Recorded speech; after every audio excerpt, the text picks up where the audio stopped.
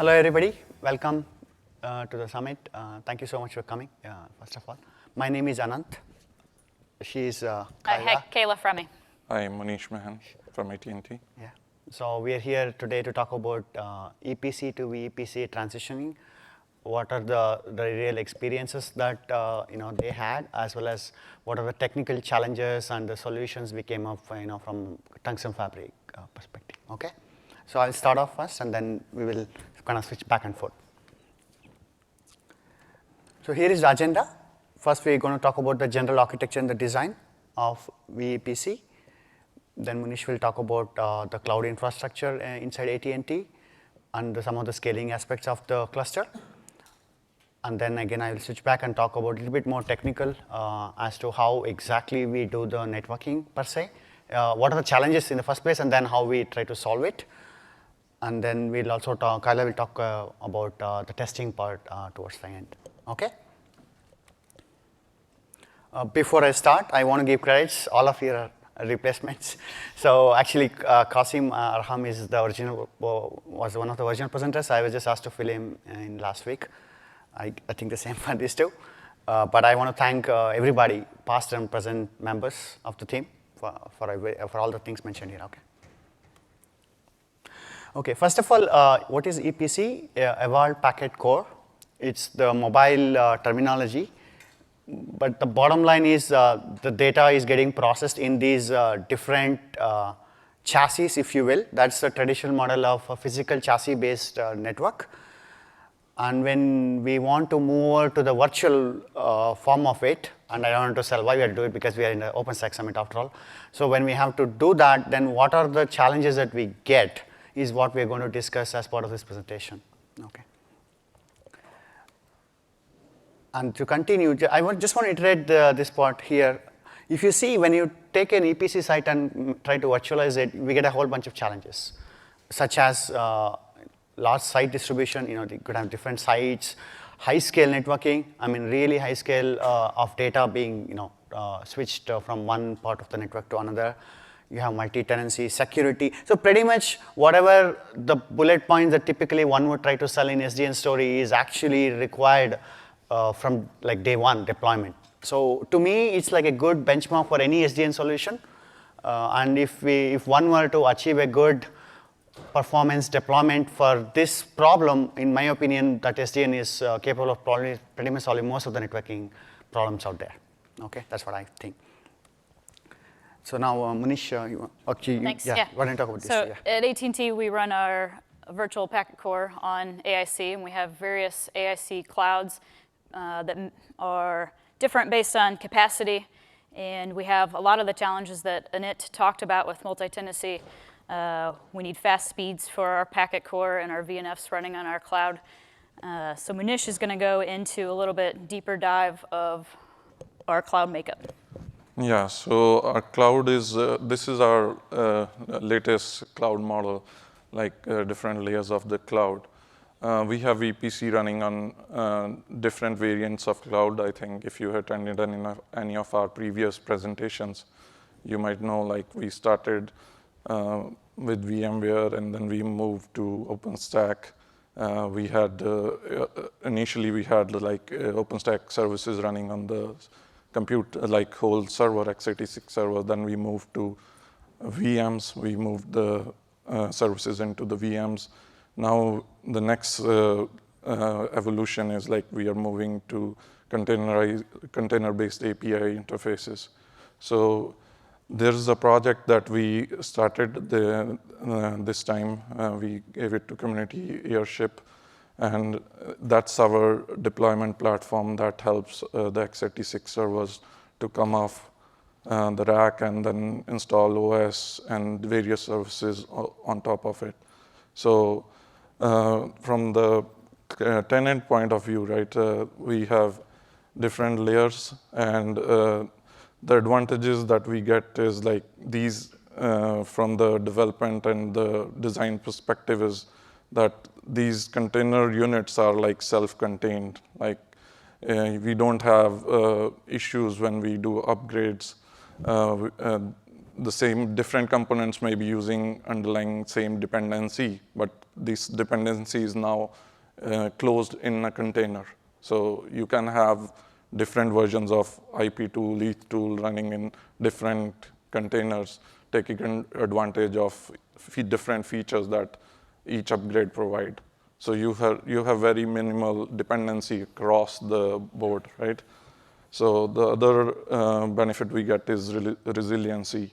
Like we can have replica sets in Kubernetes. The APIs can manage the traffic. Like you can scale, downgrade. That is all automatically handled, right?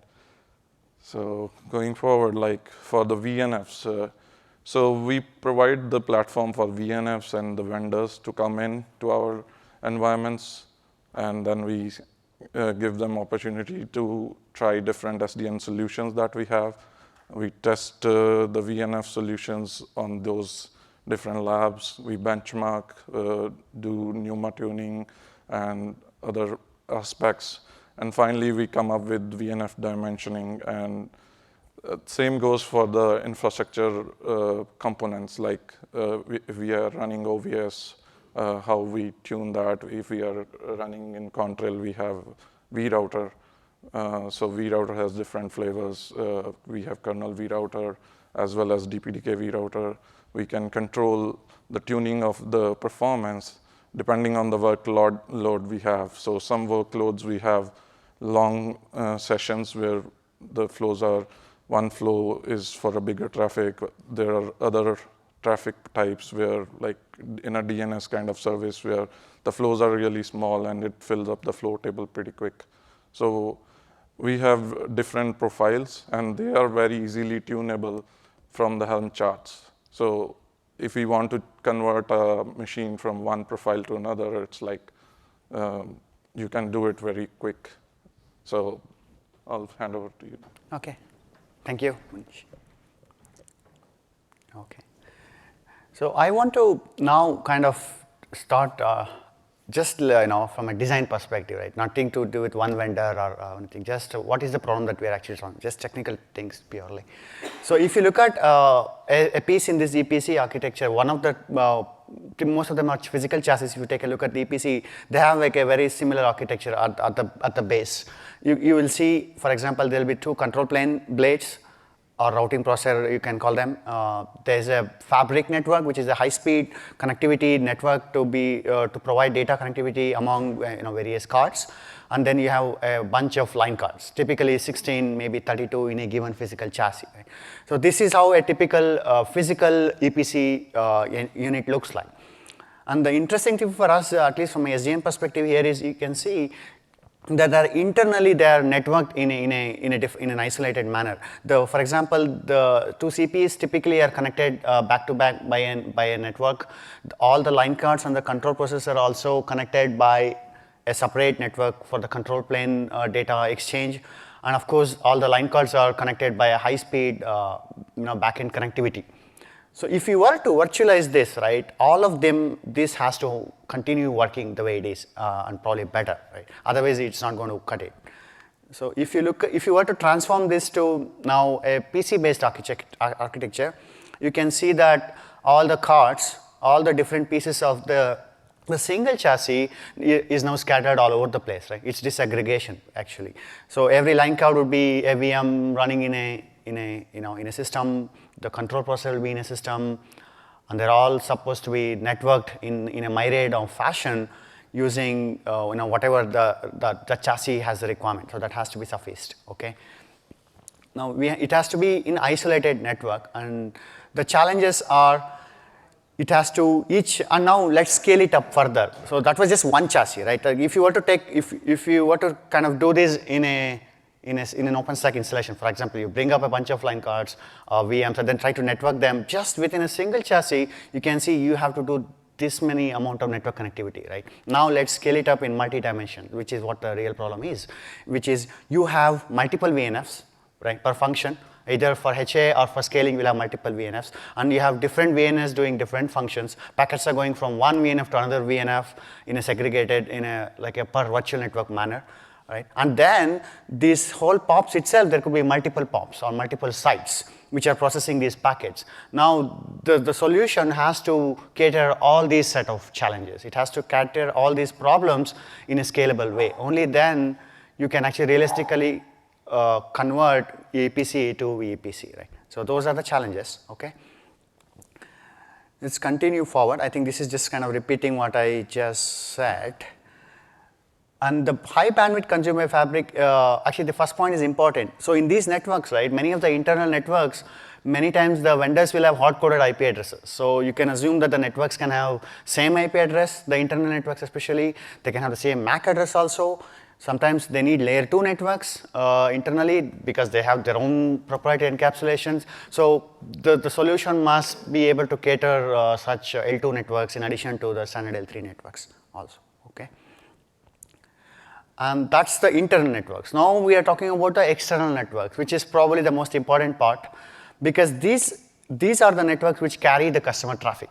So for example, I think if you make a phone call or whatever, you do a browsing from your phone, so the data comes in to the network, and then the packets have to be treated differently based on maybe different subscribers. They have different QoS, different policy. So you can see at the bottom, you will have like per end customer networks, and they have to be routed appropriately. So you can imagine the scaling requirement here, right? I mean, as many subscribers, so many networks you may need. You may be able to aggregate some, but at the end of the day, we should be able to scale quite a bit, okay? So that's one of the big challenge. And then, so let's say if you want to solve it using like VLAN based, I mean, VLAN is actually like a primitive form of SDN, right? You have a physical LAN, but you actually carve it out using tags, and you can get multiple networks out of it, multiple broadcast domains. But if you were to kind of think of solving this using the age-old approach, I mean, there's a picture here which kind of tries to show how messy it can be. You will have to go and kind of make these VLANs stitched across the fabric. I mean, you'll have to go to every switch, kind of make sure that the VLAN tags are correctly configured from one port to another. You'll probably have to even go to your routers and configure there accordingly so that it gets the right contacts. So it becomes very sticky, very intrusive, and the cost of management will be quite a bit. And if you look at this picture, which kind of depicts the same thing, you will see that there'll be different vendors obviously in the underlay, right? And each underlay configuration can be different, so you'll have to train your operators to do that and then manage across different teams. And that would, I mean, in fact, that's the very reason why, the whole OpenStack, the SG and all that is happening, right? We don't want to do that. We want to be able to model your problem at a high level and tell your software to map it properly so that you solve it end to end and not go and do this, kind of programming in between devices and then try to solve the problem, okay, which doesn't scale and its cost is very high at the end of the day, okay.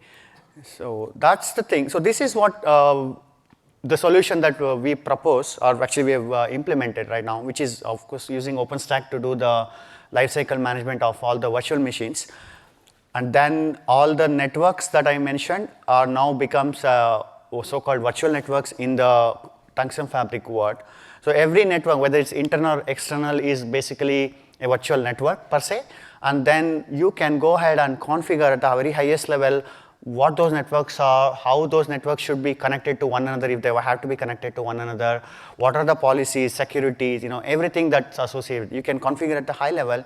You can orchestrate it from the OpenStack or from the Contrail, because both of them accept as an API endpoint. So you can configure either through Neutron or directly through our API. But you will get to basically realize all those requirements that I mentioned before by using our configuration. Okay.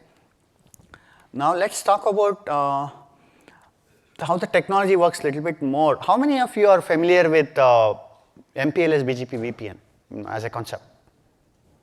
Okay, I see quite a few hands, right? Which is good. I mean, it's driving essentially the internet in the service providers today, right? I mean, we know that it's a well-proven, well-deployed, highly scalable VPN technology. I mean, that's a VPN which has been there for decades now.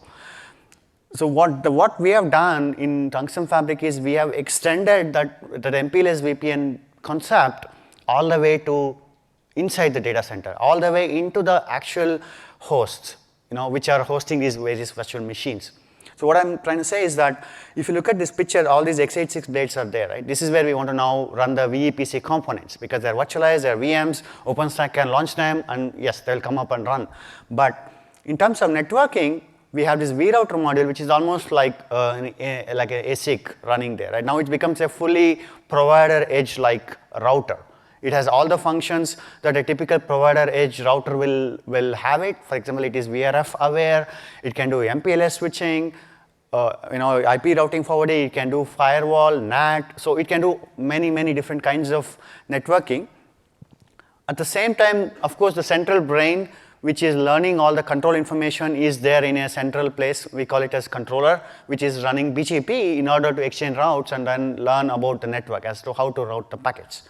Okay, so that's what we are actually doing at the net. I mean, if you look at up here, there's MPLS backbone. The same network we're extending all the way using inter-IS option B all the way to the end host machines. That's why the networking becomes very seamless. If you use especially layer 3 here, you should be able to connect any different, just like how today service providers can connect different networks, whatever topology you want, hub and spoke or extranet. So all those experience that comes in here, the scalability, the proven concept we can apply here and make the vEPC transitioning feasible actually. Okay. Now let's talk about one of the nice features that we did as part of this exercise. And nowadays everything has to be called an AS, so it's called BGP as a service too. So what we are doing, this AS is, we are actually, this is actually BGP as a service. So what we mean here is basically, so now we talked about networks and there's this virtual network that tenants are hosting. So tenants obviously have their own routing protocols. Typically they'll be running BGP inside their network. So we have a way to be able to speak directly, we meaning the control plane of this SDN can directly speak BGP to the BGP software of the VNF, actually individual VNF. So if you take a look at this picture, right? So this is a VNF. Everybody can see my mouse, right? Okay. So this is a VNF. There's a processor. And this is the same chassis replacement I talked about, right? This is the control processor, two control processors, CP1, CP2, and there's a bunch of line cards here, 1, 2, 3, up to N. Typically, the routing control plane, especially BGP, is run in the control plane. Typically, it will be active backup, so let's take the active. So you will be running some form of BGP implementation in this processor, okay? And this has a bunch of routes that it wants to exchange within its network. In this example, let's say this is the green network, right? So what we do is we have the ability to form a BGP relationship from our central control plane BGP, which is an SDN BGP that we have, directly pair with this VNF BGP, okay? First, so now I'll talk about how the BGP peering happens, and then I will talk about how the routing and the forwarding happens, okay? So peering is interesting. So in this example, if you can read this, I'm sorry if probably it's too small the font here, but this is a typical BGP configuration, right? You configure two neighbors here for active backup, and then you say destination address is our vRouter gateway address. That's always the address that typically the VNFs use in order to send packet outside. That's our vRouter address. And then you pick a source address. Here I've picked 10003, which is this address here, and then 10004. These are basically two addresses of the two different line cards. So imagine now in a real data center, right? The CP is running in one system, okay? This line card could be running in completely some other physical system, right? They're not necessarily co-hosted, it could be running anywhere. They are connected, they meaning the control process and the line cards are connected by an internal, typically L2 network, right? So when the BGP process in the CP1 originates a TCP packet, right? That's what you always start with. You start with a TCP packet and say, hey, okay, my destination address is 10001, source address is 10003, I want to ship it to port number 179, right? The BGP port. So first of all, it knows that, okay, the source address is sitting on this line card, right, wherever. So it sends this packet over an internal network, okay? It sends a packet over an internal network so that it reaches the line card VM. That's a layer 2 internal network. So you can imagine how the SDN is playing a very cool role here, right? The packet comes out of the VM, it goes to the vRouter. vRouter knows that it's an L2 packet that has to be, going to that destination. It will ship the packet to the line card VM. Actually, first of all, it will go to a system where the line card is hosted, and then from there it is sent to the actual line card VM itself, okay? Now the line card gets the packet, Right? Then it says, okay, it's a packet which source address is its own address, which is 10.0.03, destination address is 10.0.01. Okay, now it has to ship it out of the, in a chassis world, it has to go out of the chassis. It has to go out of the line card now, right, the physical port. So now the line card will send the packet back out on the interface back to the V router. But now, this is typically an L3 network. It could be L2, but this is typically an L3 network. So now, V router gets the packet. It knows that it's a BGP packet because the port says so. On configuration, it will check BGP as a service is enabled. So the packet is punted up to, it's basically NATed to the control plane. So control plane TCP, actually, the Linux stacks gets the TCP packet, and then the usual TCP mechanics happen, the three-way handshake and all that. But the bottom line is a BGP peering is established between the SDN, the controller BGP and the customer BGP. We run an eBGP. From terminology perspective, you can think of the VNF BGP as a CE router. It's a CE BGP, and the controller BGP is as the PE BGP. So it's going over a virtual, it's terminated inside a virtual network, if you will. So now the VNF can actually send routes into that network. It can advertise saying that, hey, I have reachability to this network, please add it to the virtual network, which means that route is now should be propagated to the rest of the entities who's interested in the network. Okay, so that's how the BGP protocol packet level stitching happens, which we think is pretty cool. We don't think many vendors can do this, which we can today do it. The use case it solves is like with vEPC, right? You want dynamic connectivity. So we can do dynamic connectivity by using this. Right. Actually, that's a good point. So this slide is kind of gives an example of what it can achieve. So for me, connection is just, okay, that's not the most interesting part, right? You make it happen, you bring up BGP, they say hello, hello, and yeah, session is up. Then what to do next, right? So here is an example. So let's say you want to dynamically, or maybe you have a prefix 10.0.0.16 if you see, and you want to receive traffic for this route, right? So you're advertising this route. And then what you do is you can specify like a virtual next stop. It's like a WEP. In this example, it is 1, 2, 3, 4. Okay. So from BGP perspective, what you're saying is inside the VNF I'm talking about here. So in the VNF, there is a route being injected into BGP saying that please advertise this route 200/16, if I think, with next stop as 1, 2, 3, 4. Right. So that's all it does. It's a simple BGP. It takes the route, it ships it out, and the packet gets NATed, and all that happens at the transport layer. Packet comes to the BGP in the control plane in the SDN, and we receive the packet, the BGP update, and we know that, okay, there is a route now advertised for this network, which is green in this example, because remember, it's terminated, the BGP session is terminated inside a virtual network.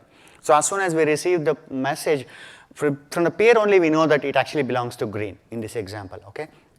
So that's one part. Then other part that is done here is the reachability for 1, 2, 3, 4. So one could go ahead and configure on each line cards in this example that it has reachability to 1, 2, 3, 4. That's like the virtual next. You put the same address on every single VMI, we call it virtual machine interface. Basically, you're essentially saying that this address is reachable from all the line cards, right? Because sort of this address belongs to this chassis, if you will. Okay. So now what happens is our software, our BGP control plane does a next stop resolution. So here is a next stop 1, 2, 3, 4, which is the next stop for 200/16.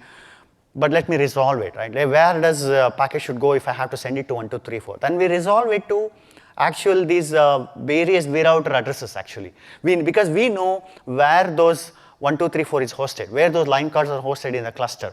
So we'll figure out which is that compute IP address, and there is a label allocated by the vRouter. All the MPLS machinery happens. So we know, and we resolve it. And if you see picture here, I think the next picture probably is, actually no, not this picture only. So what happens is now you will have a route with so many next stops. We'll do ECMP, okay? So we'll have a route for 216 with like 16 or n number of next stops, all of them going to different line cards. So from forwarding perspective, if a VNF wants to send a packet to this destination address 216, now it gets ECMP'd to all the line cards, okay?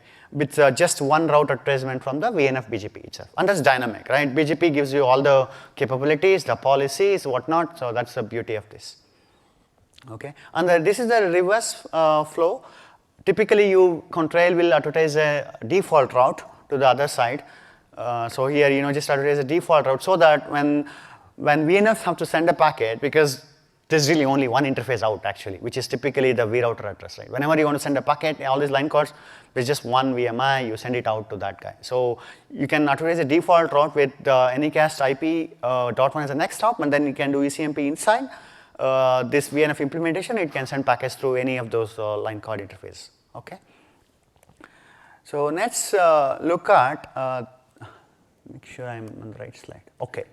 This is another interesting part. I hope audience here can get this beauty behind this. The ECMP is not just within from one VNF to another VNF within the cluster. We can actually do ECMP all the way from the SDN gateway. What it means is, let me go a little bit slow here. So like a given route, 216, same example, next stop is 1, 2, 3, 4, right? So we learn this 1, 2, 3, 4. And I know that by resolving this 1, 2, 3, 4, I have so many number of next stops, correct? So this 1, 2, 3, 4 is reachable from this interface, this interface, this interface, you know, for the ECMP. What we will do is, we'll take this route, okay? We originate a new route for every one of these next stops, actually. And we'll use an RD, and RD would be typically the IP address of this, the host IP, wherever it is, the VM is hosting. So what happens is, these n number of next stops, n number of paths, if you will become n number of VPN paths with an RD, okay? And what we'll do is, we'll take those paths and authorize it to SDN gateway using standard BGP. So it's a standard BGP multi-protocol using the VPN address family, we'll advertise this n number of paths for this same prefix 200/16. The gateway gets it, and if the gateway has, let's say, VRF green WRF configured, you can see that it can also now have an ECMP for all those paths, which means if the traffic is coming from outside, then it can do ECMP, okay? All the way to, from the outside, all the way inside the data center. Okay, this is another slide I want to quickly go over. I don't think we have much time. This is the service chaining. Contrail, we also support service chaining at the layer 3, so you can configure packets go from one network to another network through different services, multiple services, if you will, and all of them can be orchestrated at a high level. There are many presentations. I would encourage you to take a look at that and understand and appreciate the beauty behind this. Okay, and then this is another one which I briefly touched earlier. Because we are using BGP MPLS VPN technology, we can seamlessly extend it to multiple POPs, multiple clusters. So same technology, same, you know, whatever I just said, we can just repeat it. The BGP is the control plane. Routes go from one cluster to another cluster using interface option B, and then eventually it will reach its egress destinations. Okay. And this is a recent optimization we did. If you look at this picture, there are multiple control planes here, multiple OpenStacks, multiple content control plane. This is very nice, but I think management-wise it has its own challenges. So we have implemented a feature where we kind of aggregate all the control planes into one, even though the data plane is still in multiple clusters. So this is a cool feature which will increase scalability as well as improves manageability. Yeah, this is the feature for the edge use case. You can have one control plane and you can have your compute at the edge, and then you can control it through this one single control plane. Okay, why don't you, I think Manish should talk about the next slide. Thank you. So for the vRouter performance, right, Contrail offers like two different kind of vRouters. One is the kernel vRouter, and another one is using DPDK APIs. So when we run these different flavors of vRouters, right, we run into performance issues. So you can control the performance, tuning the parameters. Like for the kernel vRouter, you can tune the number of CPUs available to the vRouter, the kernel, right? You can use iSol CPUs and segregate your VMs so that VMs have a granted CPU allocation, right? And same for the DPDK. DPDK, it's easy. Everybody knows, like DPDK, you provide the cores to the process, and same applies here to the vRouter. So, and other thing is like there are fine tunings within the vRouter. You can configure the flow age, like for how long the flow can stay in the flow table. You can also do like at what scale you can configure the type of flows, like you want a 5-tuple flow or you can 4, but there are some limitations and some benefits of doing each of them. Like with 4-tuple, you can't use ECMP. So those are the things that we do. Like for different kind of workloads, when we go in, we test these different kind of VNFs. Depending on the traffic that's there, we have separate AZs. People can go there and can configure their VNF according to that profile of network. So, as we said, the flow table is very important. As you get more and more traffic, the flow tables keep growing, and then it can cause problems for the traffic on your vRouter. So there are different mechanisms in the vRouter to optimize that. You can, the vRouter automatically keep track of TCP state of the session and take out the flows which are done from the TCP perspective. Then you can have fat flows where you can configure how many tuples you want to see. And then there is another feature, I think recently introduced for enabling, disabling flows, right? Yeah. So like applications like DNS, which are very short flows, you can use that feature to enable or disable in your configuration. So we worked with, since we are evolving, right, we have Contrail from our previous clouds in our solution. And now we are evolving, we have asked Juniper to containerize this SDN solution also. So each component of this Contrail is containerized, and you have separate charts for each. And it's very easy to deploy using our OpenStack Helm and Airship. We are integrating it into Airship, and then everybody can use it. So you want? Okay, go ahead. Yeah, so once you have your vEPC architecture defined and you have a platform running, how do you validate that that VNF or your vEPC architecture and your VNFs are going to run on your platform successfully?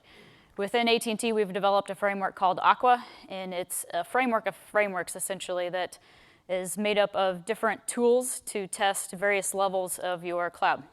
With OpenStack, we leverage Tempest to validate your APIs, return the responses that you expect. We extend Tempest to call Contrail APIs and validate that our RBAC is working as expected.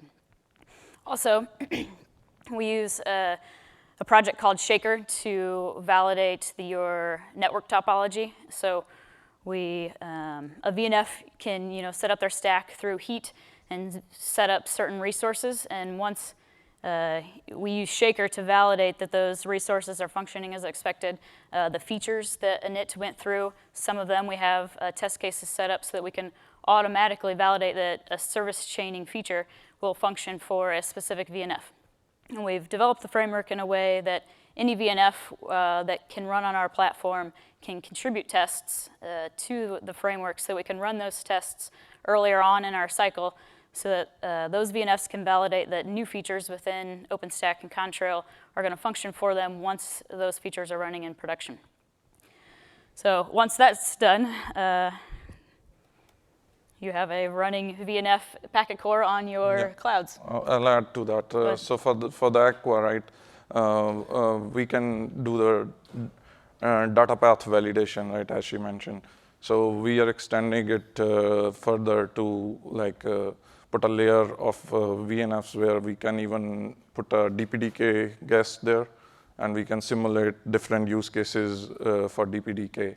And the packets are generated by DPDK application, and you can see your VNF having the DPDK API access and talking to the maybe SRIV interface, sending the messages to the registers, everything. So everything will be tested automatically during our CI, as well as after the deployment. We can run the same framework and validate a site for all the features that we want to validate before we hand it over to tenant. So that really reduced the number of issues our guest VNF see and speed up the process of validating the guests. Okay, thank you, Manish. So I want to basically summarize, what I would suggest to audience, if anybody is interested, is that EPC to vEPC is a tough problem. Okay, I mean, for the various reasons I just alluded. and all of us actually alluded. But we have solved it, right? It's proven. If you're browsing right now, the packets are going through vEPC, I can guarantee you that, right? So it's happening, it's a proven solution. So you guys are contemplating maybe in your networks, in your companies, I think it's a good opportunity to evaluate, use Tungsten Fabric hopefully, and actually deploy it. It's a proven. We have done the performance optimizations. We have done the scaling tests. We have done obviously the technology validations. So all the material is also there. It's open source, of course. And these are the references. I recommend you to go through this. It's good learning as well, actually, for individual career also. So, I mean, that's all I think we had. For any questions, please feel free to ask. It's a good time. Thank you so much for attending. We have a question. Very good presentation. I understand how AT&T's approach testing these VNFs in the control plane.